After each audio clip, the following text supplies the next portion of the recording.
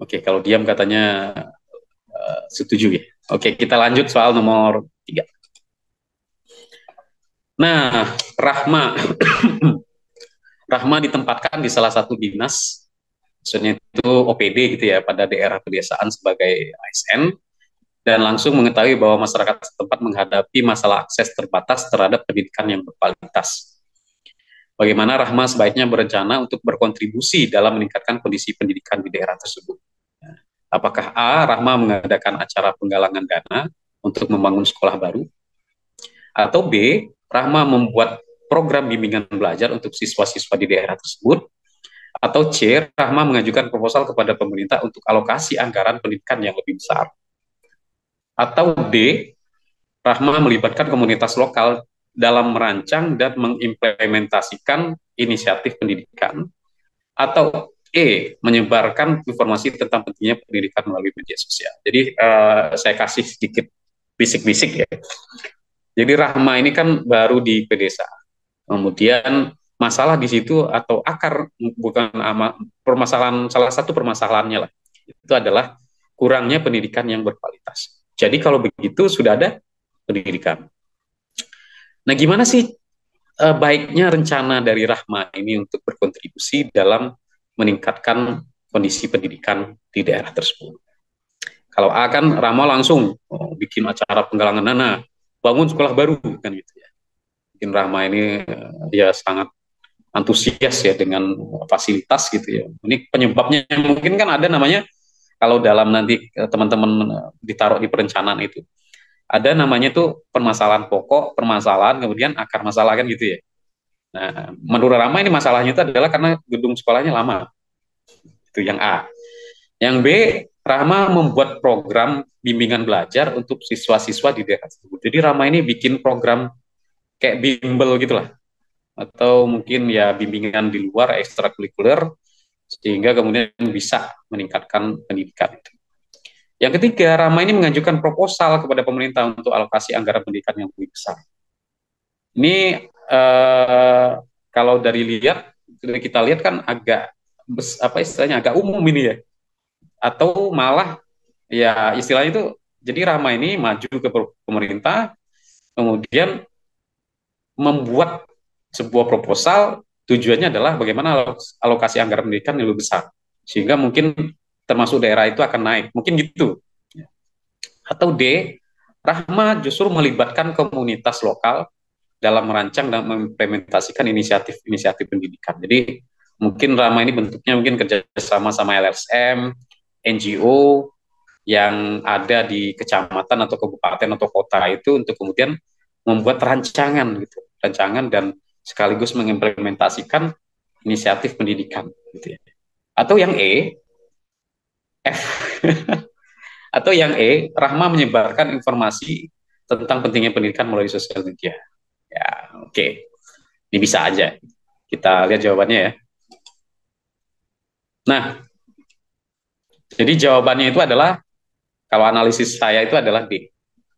Karena Rama melibatkan komunitas lokal dalam merancang dan mengimplementasikan inisiatif pendidikan.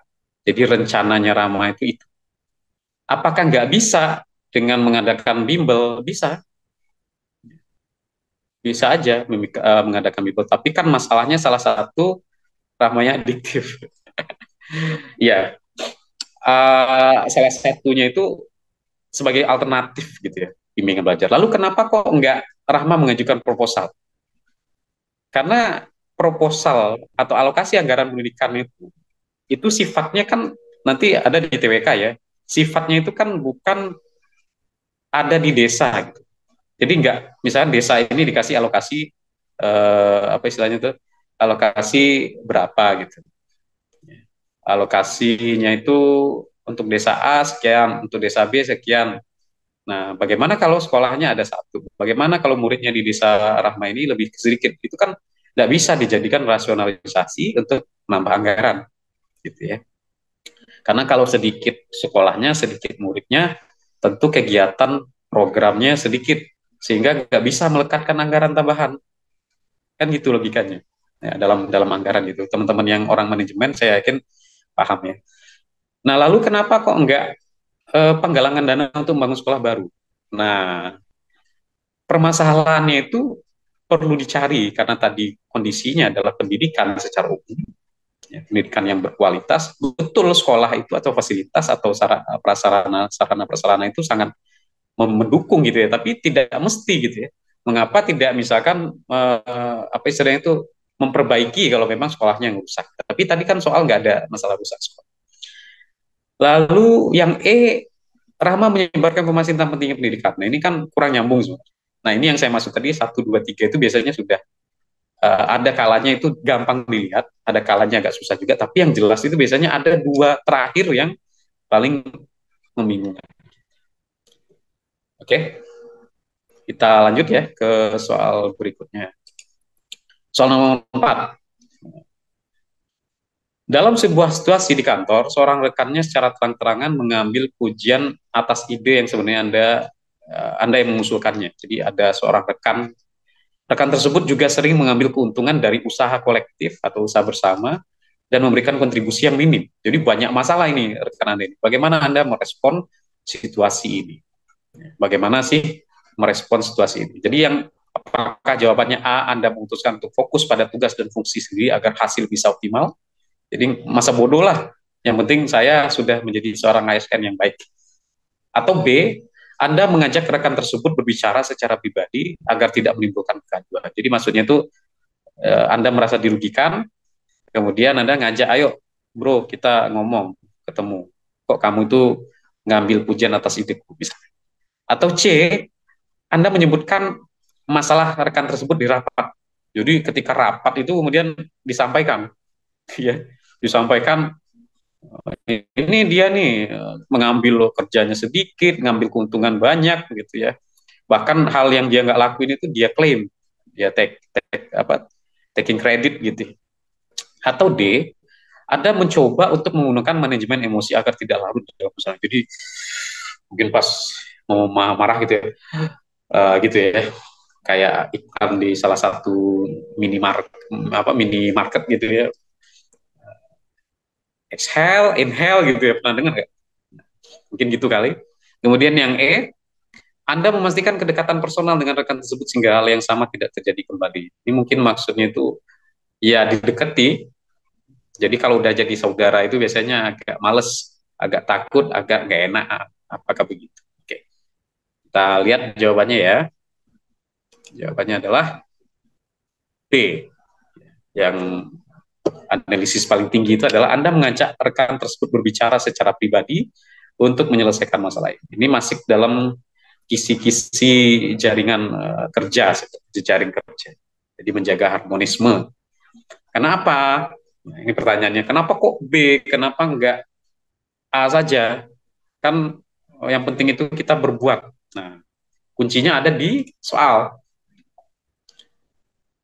Rekan tersebut juga seringkali mengambil keuntungan dari usaha kolektif. Jadi yang bermasalah itu ada tambahan tekanan, kalau bahasa saya itu kalau ngisi coaching dari tahun ke tahun itu adalah ada tekanan titik tekan di dalam soal itu yang menambah. Jadi kalau misalkan yang pertama ini mungkin bisa E itu, tapi kemudian ternyata selain dia mengambil ujian atas ide kita, saya, Anda, dia juga sering mengambil keuntungan dari usaha kolektif. Kalau usaha kolektif berarti juga eh, yang lain. Nah, kenapa nggak E? Malah E dapatnya 2. Opsi B berbeda soal dan jawaban. Anda salah ya? Coba kita lihat. Secara pribadi. Opsi B berbeda soal. Oh iya, ya nggak apa-apa lah. Intinya ini sih. Ini karena saya buru-buru kayak. Kemarin saya baru dari Kalimantan. Rencana ini kita akan zoom dari Kalimantan, cuman syukurnya sudah kembali ke Jawa. Intinya adalah uh, mengajak secara pribadi nih. Nah, lalu kenapa kok D? Nah, ini juga intinya itu adalah ke harmonis tadi itu, ke jejaring kerja. Jadi bisa menjadi alternatif. Kenapa? Karena tujuannya adalah supaya tidak terjadi kegaduhan. Nah, mungkin pertanyaannya akan muncul lagi, kenapa kalau gitu nggak aja? Kenapa nggak memastikan kedekatan personal dengan rekan tersebut sehingga hal yang sama tidak terjadi? Nah, itu yang saya bilang tadi, kuncinya ada di usaha kolektif ini. Kalau begitu kan yang selamat hanya Anda sendiri. Jadi nanti kalau pas giliran masalah dengan Anda, dia akan lunak, tapi ketika bermasalah dengan orang lain, dia akan tetap sewenang-wenang. Kenapa? Karena yang lain tidak melakukan ya pendekatan seperti berbicara, ngajak ngomong, menyelesaikan masalah ini. Jadi memang harus diselesaikan ya, agar nggak gaduh. Kalau seandainya dibawa di rapat seperti C ini, nah ini nanti akan gaduh. Ya. Itu ya, ini nggak terlalu sulit sebetulnya.